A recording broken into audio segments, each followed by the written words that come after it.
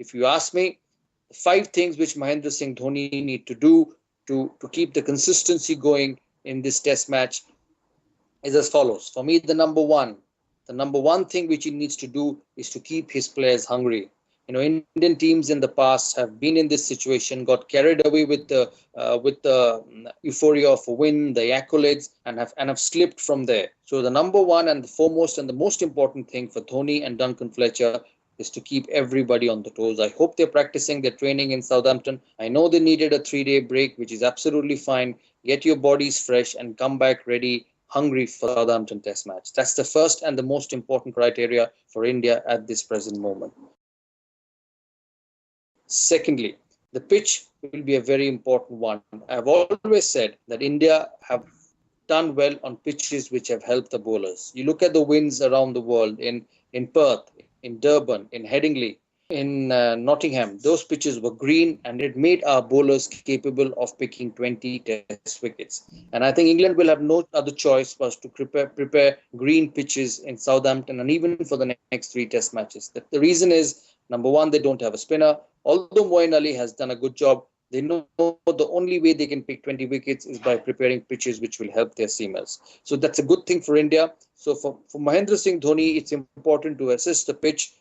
I know Dhoni over the years has been somebody who stuck to his 11, stuck to his players, and I don't see him changing the team. It's the right way to go, though. I think it's a policy which helps players to develop. It's a policy to help players to flourish and be safe and be pressure free and perform in an environment where they know the captain backs you. So the second most important thing for Dhoni will be to continue with the same side. Yes, there are questions about Stuart Binney. But looking at the way Dhoni goes about his job, I don't see any change in the side. Number 3, I don't consider this as something which Dhoni must do, but something which Dhoni can ponder. Dhoni at number 6 on green seaming pitches could be a bit higher. Yes, on flat pitches at number 6, Dhoni is fine, but on pitches which are green, Dhoni might just get a feeling that he's just a bit higher at number 6. So is there a case for Rohit Sharma? Make him bat at number 6 because Stuart Binney hasn't bowled enough in this test series. So bring in Rohit Sharma at number 6, bat Dhoni at 7, and then play your 4 bowlers, which is Bhuvaneshwar Kumar, Ishant Sharma, Mohammad Shami, and Ravindra Jadeja. And then you've got Murli Vijay to bowl a few overs, Shekhar Dhawan to bowl a few overs. Because when you look at this English top order batting, other than Ian Bell, who's struggling for form, none of the top-ordered English batsmen, whether it's Cook, whether it's Ballance, whether it's Robson, will take the game away from you. They're accumulators. They're people who bat, and get runs in Test cricket. There's no Peterson, there's no Trescothick, there's no Flintoff who can actually take the game away from you in a session. So Dhoni as a captain will always have control of the game. So from that point of view, he can also consider bringing in Rohit Sharma to bat at number 6. India need to get ahead in this test match to get 450 in one of the innings. So that's an option Mahendra Singh Dhoni can think. Number 4, which is very important for Mahendra Singh Dhoni, is to make sure he gets Mohammad Shami back on track. Ishant Sharma has been splendid. Bhuvaneshwar Kumar, for me, has been the revelation on this tour. His attitude has made the players in the dressing room a lot more stronger, gutsier.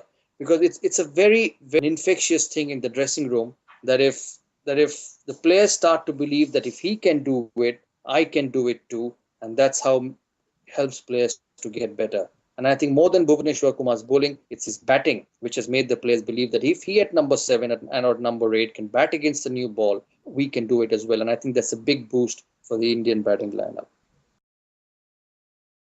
Number 5, for me, the last and the most important thing is Dhoni should have learned from this test match. You look at the test match in Johannesburg where Dhoni went out and batted first. India almost won the test match. Here, India were forced to bat first. They would have probably bowled on this test match, on this green pitch. Any captain would have done that. They were forced to bat first because they had lost the toss. And I think here is a lesson for Mahendra Singh Dhoni in overseas conditions. That if you take pressure early on at the start of the test match, the pressure goes back to the opposition when they are batting fourth. So even if it's a 50-50 pitch, even if it's a doubtful pitch where you feel it might just seam, it might just bounce, and it might just there be a bit more help for the bowlers, bat.